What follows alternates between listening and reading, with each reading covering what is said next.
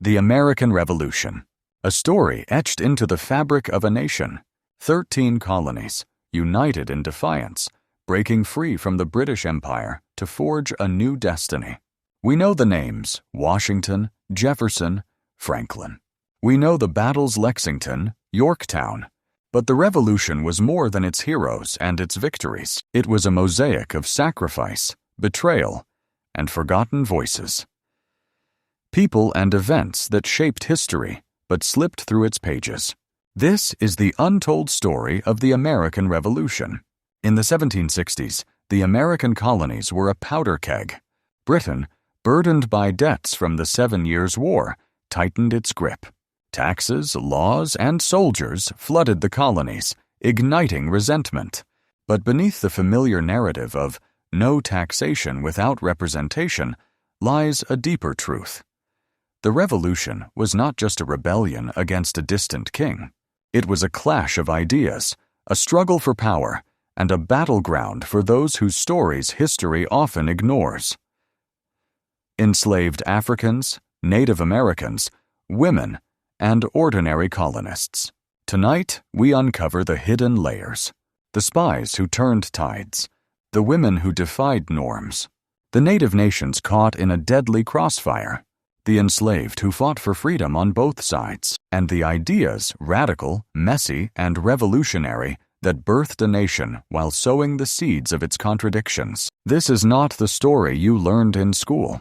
This is the Revolution unfiltered, complex, human, and untold. We must start before the first shot at Lexington. The 1760s were a time of tension, but not all colonists dreamed of independence. Many were loyal to the crown, proud subjects of an empire that had just defeated France in the 7 Years' War. The Treaty of Paris in 1763 gave Britain vast new territories, but it also left a staggering debt over $130 million, equivalent to billions today. Britain looked to the colonies to foot the bill. The Sugar Act of 1764, the Stamp Act of 1765, and the Townshend Acts of 1767 taxed everything from molasses to paper to tea. Colonists cried foul, not just over money, but over principle. They had no representatives in Parliament. Taxation without representation became their rallying cry. But this was not a unified chorus. Let's meet the forgotten agitators. Samuel Adams, a Boston brewer, was no polished statesman. He was a firebrand, organizing protests and penning fiery essays.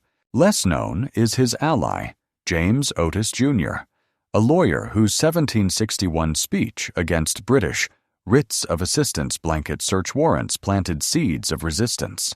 Otis argued that such laws violated natural rights, a radical idea that inspired men like John Adams. Yet Otis, plagued by mental illness, faded from history's spotlight. Then there were the Sons of Liberty, a secretive group born in Boston's taverns. They didn't just protest, they intimidated. Tax collectors were tarred and feathered, their homes vandalized. In 1765, a mob destroyed the house of Thomas Hutchinson, Massachusetts's loyalist governor, smashing his furniture and scattering his papers. This wasn't polite dissent, it was rage. But not all resistance was violent. Women, barred from politics, found their own voice. The Daughters of Liberty organized boycotts of British goods, weaving homespun cloth to defy imported textiles. Mercy Otis Warren, James Otis's sister, wrote plays and poems mocking British officials. Her words circulated in pamphlets. Her pen was a weapon, yet her name rarely graces textbooks. Across the Atlantic, Britain miscalculated. King George III and Parliament saw the colonies as subordinates, not equals. The 1763 proclamation line, banning settlement west of the Appalachians, infuriated colonists eager for land. It also alienated Native American nations who saw their sovereignty ignored. The stage was set for conflict, but the spark came in 1770. The Boston Massacre. 5 colonists dead, shot by British soldiers during a chaotic protest. The event was a propaganda goldmine.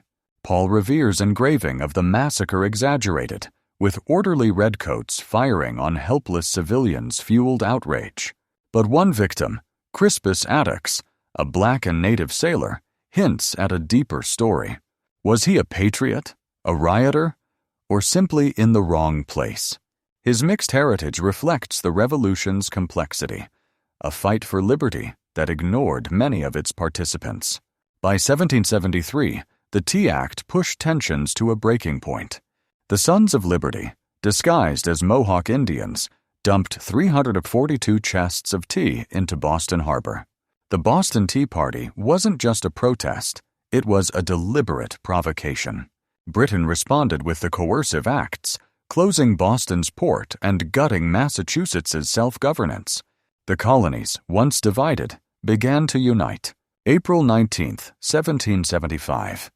Dawn in Lexington, Massachusetts. A militia of farmers and shopkeepers faced British troops marching to seize colonial weapons. Who fired first is lost to history, but the shot heard round the world left 8 colonists dead. The revolution had begun. The Continental Congress, a makeshift assembly of colonial leaders, formed an army.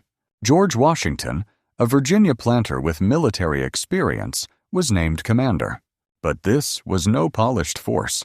The Continental Army was ragged, underfunded, and untrained. Washington's genius was perseverance, not brilliance. Less known is his reliance on men like Henry Knox, a bookseller turned artillery expert, who dragged cannons 300 miles from Fort Ticonderoga to Boston, forcing the British to evacuate in 1776. But the revolution wasn't just fought on battlefields. Spies shaped its course. The Culper spy ring, led by Benjamin Tallmadge, operated in New York, passing coded messages to Washington. One member, known only as Agent 355, was likely a woman whose identity remains a mystery. Her intelligence helped expose Benedict Arnold's treason in 1780, a betrayal that shook the Patriot cause. Arnold's story reveals the revolution's fault lines. A brilliant general, he felt underappreciated and financially strained. His defection to the British wasn't just personal. It reflected the war's class tensions. Many loyalists weren't wealthy elites, but ordinary farmers fearing chaos. In the South, loyalist militias clashed with patriots in brutal guerrilla wars, like the Battle of Kings Mountain in 1780, where frontier marksmen turned the tide. The Revolution also fractured Native American nations. The Iroquois Confederacy split, with tribes like the Mohawk siding with the British, hoping to protect their lands, while others, like the Oneida, backed the Patriots. The 1779 Sullivan Expedition, ordered by Washington, devastated Iroquois villages, burning crops and displacing thousands. This wasn't just war. It was erasure. Enslaved Africans faced an impossible choice. Britain promised freedom to those who fought for the crown, drawing thousands to their side. The Patriot cause, preaching liberty, offered little to the enslaved. Yet some, like James Armistead, a Virginia slave, spied for the Patriots, providing crucial intelligence at Yorktown. Armistead won his freedom, but most black soldiers on either side faced betrayal, re-enslavement, or exile. By 1776, the Declaration of Independence crystallized the Revolution's ideals. Thomas Jefferson's words, "All men are created equal," rang hollow for the enslaved, women, and native peoples. Yet the document's radical ideas inspired beyond America's borders, from Haiti to France. Its contradictions would haunt the nation. The revolution was not just American, it was global. By 1778, France, Spain, and the Netherlands joined the fight, seeking to weaken Britain. French aid money, ships, and troops proved critical. The Marquis de Lafayette, a young French noble, became Washington's trusted ally, but lesser-known figures like Admiral de Grasse, whose fleet secured victory at Yorktown, were equally vital. The war's turning point came in 1777 at Saratoga. American forces, led by Horatio Gates and Benedict Arnold, before his treason, trapped a British army. The victory convinced France to ally with the Patriots, but the war dragged on. Soldiers endured brutal winters, like Valley Forge in 1777-78, where starvation and disease killed thousands. Baron von Steuben, a Prussian volunteer, drilled the army into a disciplined force, proving foreign expertise was as crucial as American grit. In the South, the war turned savage. British General Cornwallis clashed with patriot guerrillas like Francis Marion, the Swamp Fox, whose hit-and-run tactics frustrated the Redcoats. Civilians suffered. Homes burned, families divided. In 1781, Cornwallis surrendered at Yorktown, pinned by Washington's army and de Grasse's fleet. It was the war's climax, but not its end. Fighting continued until 1783. The Treaty of Paris, signed that year, granted America independence, but the treaty ignored native nations, ceding their lands to the new nation. It also left loyalists stranded. Tens of thousands fled to Canada or Britain, their lives upended. The Revolution's victory was bittersweet, its promises uneven. The Revolution birthed a nation, but its legacy was complex. The Constitution of 1787, crafted to unify the states, sidestepped slavery, counting enslaved people as 3/5 of a person for representation, a compromise that entrenched inequality. Women who had boycotted, spied, and even fought gained no rights. Abigail Adams's plea to remember the ladies went unheeded. Native Americans faced a new empire. The Northwest Ordinance of 1787 opened their lands to settlement, ignoring treaties. The Revolution's rhetoric of liberty didn't extend to them. Meanwhile, the Revolution inspired other uprisings. In 1791, Haiti's enslaved people revolted, citing the same ideals. The American Revolution's ideas were universal, but its practice was narrow. Economically, the new nation struggled. War debts loomed, and class tensions flared.